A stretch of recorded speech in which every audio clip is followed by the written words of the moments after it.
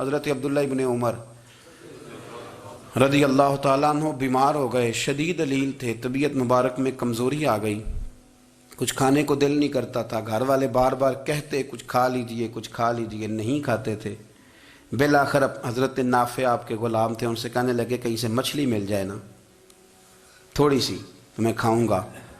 تو کہتے ہیں میں سارے مدینے میں ڈھونڈتا رہا، مچھلی نہ ملی، اگلے دن بھی ڈھونڈی تو نہ ملی، تیسرے دن بھی ڈھونڈی تو نہ ملی، تو فرمانے لگے یار بس چھوٹی سی خواہش ہے، کوئی فرض نہیں ملتی تو رہنے دے۔ کہتے ہیں چوتھے دن مچھلی مل گئی، میں 1.5 دینار کی مچھلی لایا، لا کے حضرت عبداللہ ابن عمر رضی اللہ تعالیٰ عنہ کے سامنے جو مچھلی رکھی تو آپ نے لقمہ روٹی کا توڑا تھا، مچھلی کو لگانے لگے کہ دروازے پہ فقیر نے آ کے آواز دی کچھ کھانے کو دو۔ تو حضرت عبداللہ ابن عمر نے روک لیا اور ہنسے۔ کئی دفعہ دے ہم بھی دیتے ہیں پر ہمارا چہرہ دیکھنے والا ہوتا ہے، اتنے ہم غصے میں ہوتے ہیں، دے دیتے ہیں، لیکن جو تھلوٹیں ہوتی ہیں نا چہرے والی وہ گنی نہیں جاتی۔ ہنسے، فرمایا دیکھو میرا اللہ کتنا کریم ہے، وہ مجھے بچانا چاہتا، اٹھا بار دیا جا کے۔ تو خادم اب حکم کا پابند تھا، وہ لیت اللہ تو کر نہیں سکتا تھا، وہ گیا اور جا کے دے آیا۔ فقیر جب سارے محلے سے آٹا اکٹھا کر لیتے ہیں تو پھر ایک جگہ جا کے بیچتے بھی ہیں۔ دے آیا، وہ 2 گلیاں آگے گزرا تو میں پیچھے دوڑا گیا، میں نے کہا سچ بتا کھانی ہے کہ بیچنی ہے؟ وہ کہنے لگا جو بھی سبب لگ جائے کر جاؤں گا، آپ نے دے جو دی ہے۔ تو کہتا ہے میں نے اسے کہا کہ یہ 1.5 دینار کی میں نے خریدی تھی، اگر تو 2 دینار کی مجھے بیچ دے تو آج کل مچھلی مدینے میں مل نہیں رہی تو میں اپنے آقا کو دے دوں گا، وہ یہی کھائیں گے، بیمار ہیں۔ تو کہنے لگا جی بسم اللہ، مجھے کیا اعتراض ہے، 2 دینار مل رہے ہیں، 1.5 کی مچھلی، اور 1.5 کی بھی کسی نے نہیں خریدنی تھی، اب تو پک گئی۔ فرماتے میں نے 2 دینار اس کو تھمائے، وہ مچھلی اس سے خریدی اور خرید کر کے میں لا کے حضرت عبداللہ ابن عمر کے سامنے دوبارہ رکھی۔ تو فرمایا یہ کیسے آ گئی؟ میں نے کہا حضور 1.5 کی خریدی تھی اور پھر فقیر کو دے دی، اب اسی سے میں 2 دینار کی خرید کے لایا ہوں، آپ قبول فرمائیں۔ تو فرمانے لگے تم نے اچھا نہیں کیا، اب اس طرح کرو 2 دینار بھی اسے دے اور مچھلی بھی واپس دے آؤ۔ عرض کی حضور کیوں؟ فرمایا تم نے قرآن نہیں پڑھا؟ حضور پڑھا ہے۔ فرمایا رب فرماتا ہے لن تنالوا البر حتی تنفقوا مما تحبون، تم بھلائی کو اس وقت پہنچو گے جب اپنی پیاری چیز راہ خدا میں خرچ کرو گے۔ امام غزالی نے لکھا ہے، فرمانے لگے دیا تو وہ حضرت نافع کہتے ہیں میں دینے گیا، دے کے واپس آیا تو کچھ پریشان تھا کیونکہ مجھے بھی 4 دن ہو گئے تھے نا تلاش کرتے، تھوڑی طبیعت میں مایوسی تھی کہ اتنی محنت سے میں نے لایا اور آپ نے واپس کر دی۔ تو حضرت عبداللہ ابن عمر نے مجھے قریب بٹھایا، پھر مجھے تھپکی دی، فرمانے لگے پتر میں نے ویسے بھی کبھی جھوٹ نہیں بولا اور آج کل تو میں ویسے ہی بیمار ہوں، ٹائم ہی نہیں، وقت ہی نہیں، موقع ہی نہیں جھوٹ بولنے کا، میں تجھے سچ بتاؤں مجھے مچھلی کھا کے اتنا سکون نہیں ہونا تھا جتنی اللہ کے راستے میں خیرات کھا کے مجھے سکون ہوا۔ تو تجھے تو میری راحت سے غرض ہے نا کہ مجھے راحت کیسے ہوتی ہے، تو مجھے سکون ملا ہے راہ خدا میں دے، میں نفسانی خواہش پوری کر لیتا تو یہ میرا نفس کل پھر مجھ سے مچھلی مانگتا، پرسوں کہتا نہیں چھوٹے گوشت کی یخنی بھی چاہیے۔ ہم لوگ الجھ گئے ہیں، بہت بڑے قیدی ہیں اپنے آپ کے، بڑے قیدی ہیں، سارا دن اپنی خواہشات کی تکمیل میں بھاگے رہتے ہیں، بڑے بڑے سونے نوجوان۔ میں ان پہ تنقید نہیں کرتا، مجھے ان پہ ترس آتا ہے، جب میں رات کے اندھیروں میں انہیں ٹیلی فون لے کے چوکوں میں کھڑے دیکھتا ہوں تو مجھے رحم آتا ہے۔ میں کہتا ہوں دیکھو نفس کی خواہش کے پیچھے یہ کیا مثلا آخر کیا ہے اس میں، ایک عورت کے پیچھے تباہ کر لیا اپنے آپ کو، یعنی زیادہ سے یہ کوئی مقصود ہے، یہ کوئی مقصد حیات ہے جس کو مقصد بنا لیا ہے؟ میرے عزیز بات کو سمجھ لیں، اتنا خوبصورت آدمی ہے اور اتنا اس کا اونچا قد کاٹ ہے، اور کیا کس کے پیچھے یہ بھاگا ہوا ہے؟ بڑا سمجھدار، دانشور، عقل مند آدمی، ذی روح بندہ، لیکن اس کا سٹیٹس آپ یہ ملاحظہ کریں کہ وہ 20-40 ہزار کی خاطر جھوٹ بولتا ہے، دھوکہ دیتا ہے، فریب اور فراڈ کرتا ہے۔ ہم اپنی نفسانی خواہشات کے پیچھے اس طرح بھاگتے ہیں کہ ہم اصل سے رہ جاتے ہیں۔ میری باتوں کی سمجھ آ رہی ہے آپ حضرات؟ تھوڑا تھوڑا کر کے، ایک ایک کر کے ان کی باتیں کم مانیں۔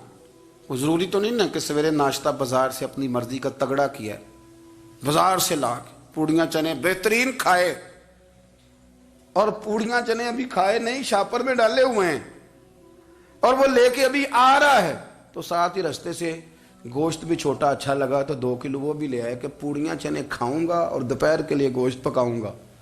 ओ पहले ये तो खा ले साहब, इससे तो निजात पा ले। ये पता नहीं हजम होता है कि कुछ और करता है तेरे साथ, लेकिन वो गोश्त भी साथ ले आया। यानी टेबल पे, नाश्ते के टेबल पर बैठ के फैसला हो रहा होता है कि हमने क्या खाना है, हमने किधर जाना है। संगियो याद रखो, बातों को समझो और गौर करो। ये थोड़ा थोड़ा करके जब हम छुटकारा हासिल करने की कोशिश करेंगे ना, छुटकारा हासिल करने की, कई जगह से, किसी जगह से अगर आपको तंबी होती है ना, तंबी, उसमें भी बड़ा मजा आता है। उसमें बड़ा, हमारे एक बुजुर्ग थे, तो एक दिन ना मैं गया तो कहने लगे अल्हम्दुलिल्लाह आज मैं बड़े सुकून में हूँ। मैंने कहा जी वो क्या हुआ? कहने लगे मैं अपने आप को बड़ा पीर साहब समझने लग गया था। तो एक वापडा के किसी आदमी से काम था, तो मेरे एक दोस्त ने मुझे कहा कि पीर साहब उसको टेलीफोन कर दें, सुना है आपका अकीदतमंद है। मैंने उस बंदे को टेलीफोन किया तो कहता पीर साहब मैं इज्जत आपकी बड़ी करता हूँ पर यह काम नहीं हो सकता। कहते जब उसने मुझे कहा ना तो कुछ भी नहीं, तो मुझे बड़ा मज़ा आया है, वरना मेरा तो नफ्स फूल गया था। मैं तो समझता था कि जो मैं कहता हूँ वैसे ही हो जाता है। कहते उसने थोड़ा सा ना मुझे लेवल में किया है, मुझे मज़ा आया। ये लोग ना अपने ऊपर बोझ डालते थे, ये थोड़ा थोड़ा पीछे हटते थे, ये समझते थे कि इस तरह तो हमारी तकमील रह जाएगी। सुबह से शाम तक अगर इसी नफ्स की बातें मानते जाएंगे तो खराबी करेगा। दौलत का नशा है भाई, दौलत इकट्ठी करने वाला किसी जगह सैर नहीं होता। हुस्न का नशा है, हुस्न का नशा है। हजरत अबू बकर शिबली रहमतुल्लाह अलैह फरमाया करते थे जो तेरी बेटी को खूबसूरत समझ के उसके साथ निकाह करना चाहे उसे बेटी ना देना। हजरत जी क्यों? फरमाया हुस्न तो थोड़े दिन के बाद खत्म हो जाएगा, फिर वो इसकी कदर नहीं करेगा, वो तो कहीं और मुंह मारता फिरेगा। हजरत अबू बकर शिबली रहमतुल्लाह ताला अलैह की बेटी खूबसूरत थी। एक नौजवान कहने लगा मेरा निकाह कर दें। आप फरमाने लगे पुत्र तो 1 महीने के बाद आना, कर दूंगा। बड़ी मोटी ताजी खूबसूरत साहिबजादी। तो हजरत ने उसे दवाई खिलाई, उसे पखाने लग गए। जो पखाना करती एक मटके में संभाल देते। थोड़ा वक्त गुजरा तो वो हड्डियों का पिंजर बन गई। महीने भर में दस्त इतने आए कि कमज़ोर हो गई। तो अबू बकर शिबली 1 महीने के बाद नौजवान को बुलाया, फरमाया इधर आ तेरा निकाह करूँ। बच्ची दिखाई तो वो कमज़ोर बिस्तर पे पड़ी। फरमाया शादी कर? कहने लगा इससे नहीं मैंने करनी। फरमाया ये वही है? कहने लगा जी नहीं। फरमाया तू तो कहता था मुझे इश्क है, किधर गया तेरा इश्क?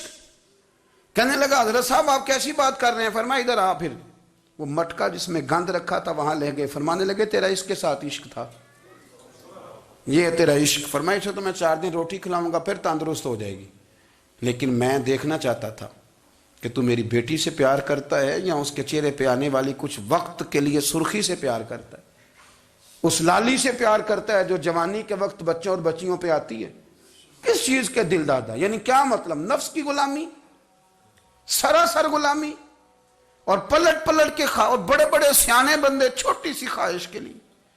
बड़ा समझदार आदमी, बड़ा सियाना बंदा। मैं एक बड़े बुजुर्ग आलिम थे, मैं एक दफा मिलने गया तो पाए पका रहे थे, खुद पाए पका रहे थे। तो वो बड़े प्यार की बात होती है ना जी। तो तामत बांधी हुई और बड़ी जनाब खस्ता हाली और वो पाए पका रहे हैं। तो मैंने उनसे कहा, मैंने कहा हजरत जी पाए तो किसी और ने भी पका लेने थे, आप बुखारी लेके बैठते, चलो मेरी तरह का कोई बंदा आपसे इस्तेफादा भी कर लेता। अब पाए आप लाएंगे, फिर पकाएंगे, फिर आप खाएंगे, तो ये तो 24 घंटे आप किसी काम में गुजर जाएंगे। तो ये एक छोटी सी ख्वाहिश के लिए, मैं किसी चीज को हराम नहीं कह रहा। कुरान पाक की जो आयत पढ़ी है सिर्फ उसकी तफसीर आपके सामने अर्ज कर रहा हूं। हमारी ख्वाहिशात माँ पालती है, आपको नहीं पता कितने दुख सहती है। मैं उन माओं को जानता हूं जो बेटे के हिस्सों की मार भी उसके अब्बे से खाती हैं, मार खाती हैं वो।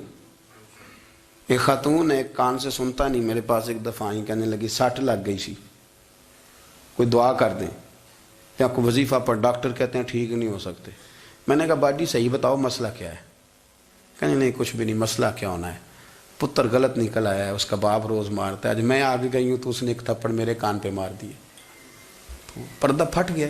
माएँ मार खाती हैं, लेकिन वो पुत्र जिसको बड़ी मेहनत से पाला है वो जवान होता है तो अम्मा से कहता है तुझे छोड़ देना है, पर जिस लड़की से मेरा टेलीफोन पे रब्ता है उसे नहीं मैंने छोड़ना, वो नहीं छूट सकती। हर शय कुचल जाता है वो।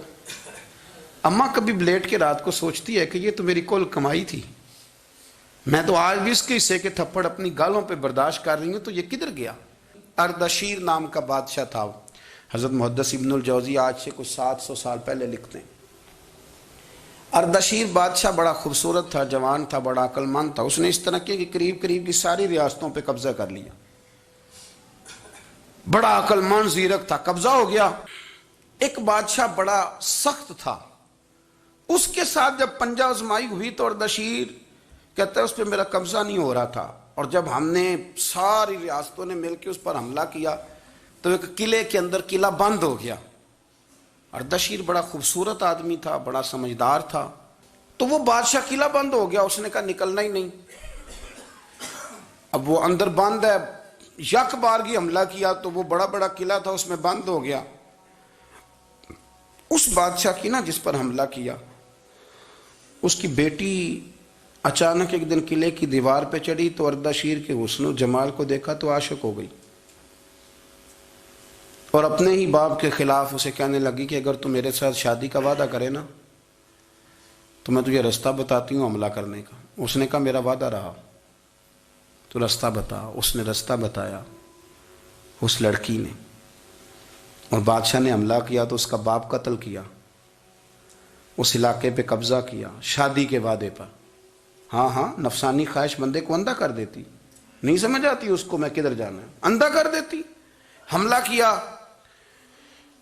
اور جب اس لڑکی کو لے کے آیا نا اپنے محل میں، تو پہلے دن شادی کی پہلی رات تھی، تو بستر بچھایا کنیز نے، تو وہ کبھی کروٹ ادھر بدلتی کبھی ادھر بدلتی، تو بادشاہ کہنے لگا کیا ہے؟ کہنے لگی بستر میں کچھ ہے، مجھے تکلیف دے رہی۔ اس نے چراغ جلائے اور جب بستر اٹھایا تو ایک اتنا سا دھاگا نکلا۔ دھاگے سے عموماً تکلیف نہیں ہوتی، تو اس نے کہا تو اتنی نرم و نازک ہے کہ دھاگا؟ کہنے لگی میرا باپ نا میرے ساتھ اتنا پیار کرتا تھا کہ روز میرا بستر بھی خود بچھاتا تھا، اور اس نے آلہ رکھا ہوا تھا، وہ ناپتا تھا کہ کوئی پایا اونچا نیچا تو نہیں، میری بیٹی کا بیلنس سوتے وقت خراب نہ ہو جائے، اور میرے لیے گوشت اور کپڑے بھی خود پسند کر کے لاتا تھا، کھانے پینے کا خود خیال کرتا تھا۔ اردشیر کہنے لگا اچھا وہ اتنا پیار کرتا تھا، اور پھر تو نے اس کے ساتھ کیا کیا؟ کہنے لگا بلاؤ کنیزوں کو بلایا، فرمایا اس کو اٹھاؤ اور جلاد کے پاس لے جاؤ، اسے کہو کہ اس کے بال ایک گھوڑے کے ساتھ باندھے، پیر دوسرے گھوڑے کے ساتھ باندھے، اور ایک گھوڑا ادھر بھگا دے، کدھر بھگا دے، یہ جس کے باپ نے اتنا پیار کیا یہ نفس کی اتنی غلام ہے کہ اس کی وفادار نہیں رہی تو میری وفادار کیسے بنے گی؟ اس نے اتنے نازوں سے پالا کہ دھاگا اسے برداشت نہیں۔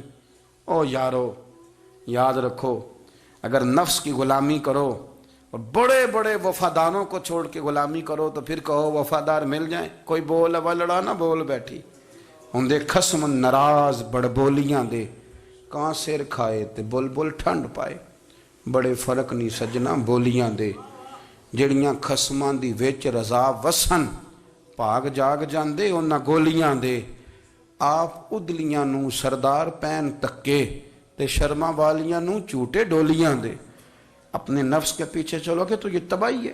جب ہم نے کسی سے وفا نہیں کی تو یہ کیا امید ہوئی کہ دنیا ہم سے وفا کرے گی؟